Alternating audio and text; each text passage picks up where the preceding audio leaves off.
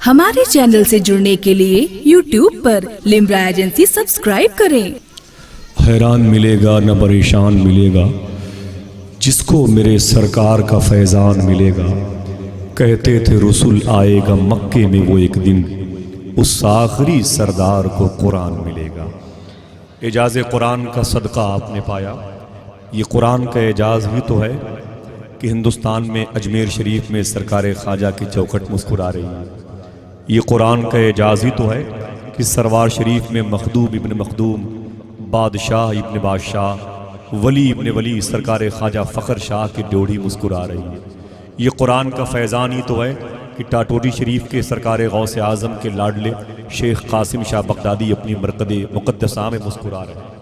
یہ قرآن کا فیضان ہی تو ہے کہ سرکار غوث اعظم کے عظیم الشان خلیفہ شیخ الحاج رفیق احمد چشتی جو گولر شاہ والے بابا کے نام سے مشہور ہیں، جے پور شہر میں قطبیت کے عہدے پر فائز ہیں۔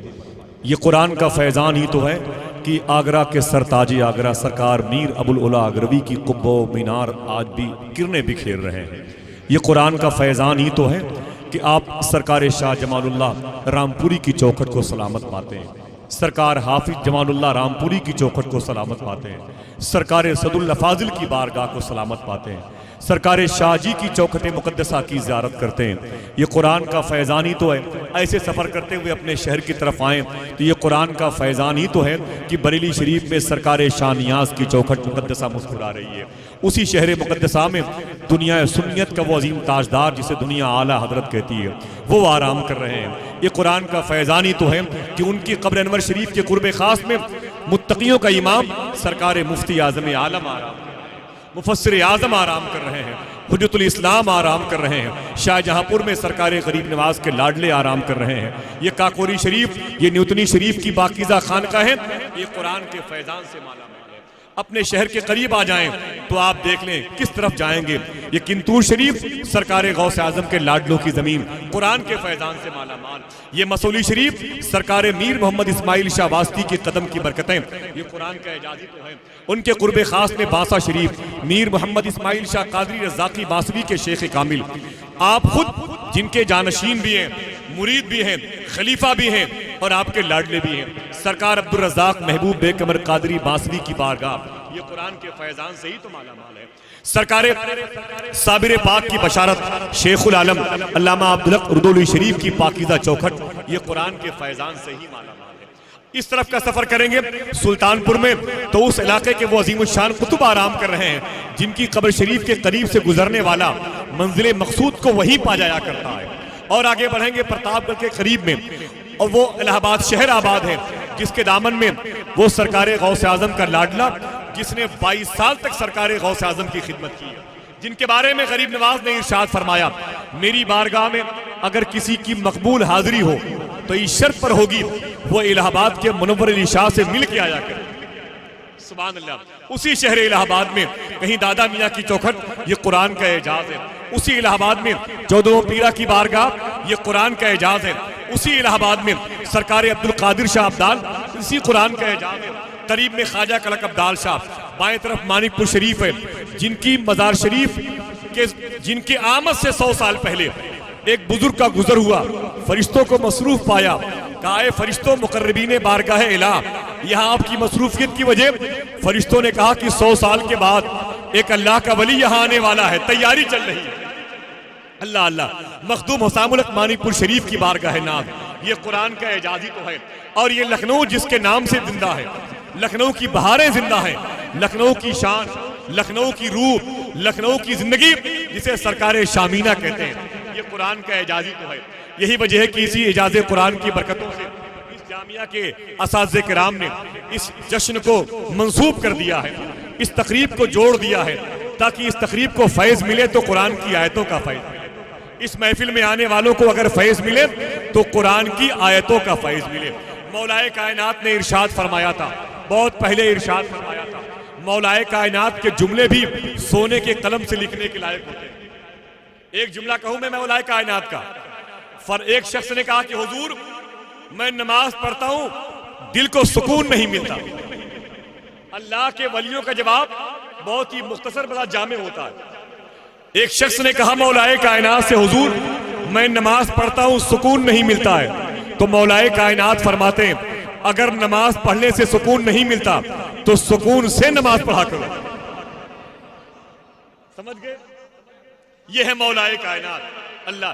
ولیوں کی باتیں بڑی عجیب و غریب ہوتی ہیں. ایک اللہ کے ولی تھے، گلی کے نکل پر نہیں، جہاں سے گلی ختم ہوتی ہے، جہاں سے گلی ختم ہوتی ہے چھوٹی سی دکان لگا کے بیٹھے ہوئے تھے. ایک مسافر گزرا، اس نے کہا بابا کیا کر رہے ہیں؟ کہا دکان میں بیٹھا ہوں، گاہک کا انتظار کر رہا ہوں. کہا آپ کاروبار کرنے کا ہنر آپ رکھتے نہیں ہیں؟ اس فقیر نے کہا کیوں؟ کہا ایک تو گلی کے موڑ پر آپ آخری گلی کے نکل پہ ہیں، ادھر سے گلی ختم بھی ہوتی ہے، کوئی مسافر گزرے گا بھی نہیں. شوق اگر کاروبار کرنے کا ہے تو میدان میں آؤ، منڈی میں آؤ، مارکیٹ میں آؤ، چوراہے پر آؤ. یہاں کون آئے گا؟ یہاں کون آئے گا؟ فقیر کو جلال آ گیا. کہا سن مسافر، ذرا یہ بتا یہاں موت کا فرشتہ آ سکتا ہے کہ نہیں؟ دیکھیں آپ، یہاں موت کا فرشتہ آ سکتا ہے کہ نہیں؟ اس نے کہا وہ تو آ سکتا ہے. کہا سن، جب موت کا فرشتہ آ سکتا ہے تو رزق بانٹنے والا فرشتہ کیوں نہیں آ سکتا ہے؟ یہ اللہ کے ولیوں کا جواب ہوا کرتا ہے. تو دوستو مولائے کائنات ہے.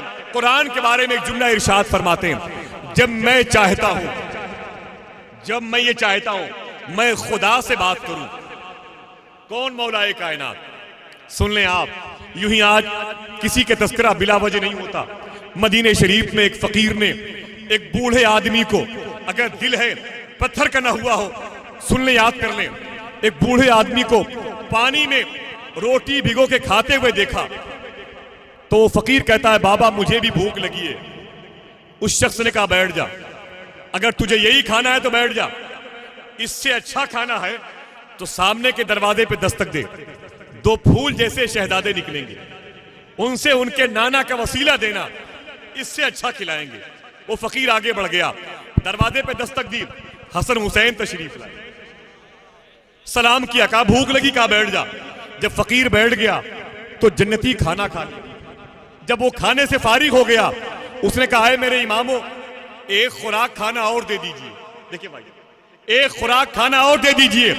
تو امام حسین کہتے ہیں وہ کس کے لیے؟ تو اس فقیر نے کہا اس بوڑھے کے لیے جس نے اس گھر کا پتہ بتایا ہے. امام حسین کی آنکھ میں آنسو آ گئے.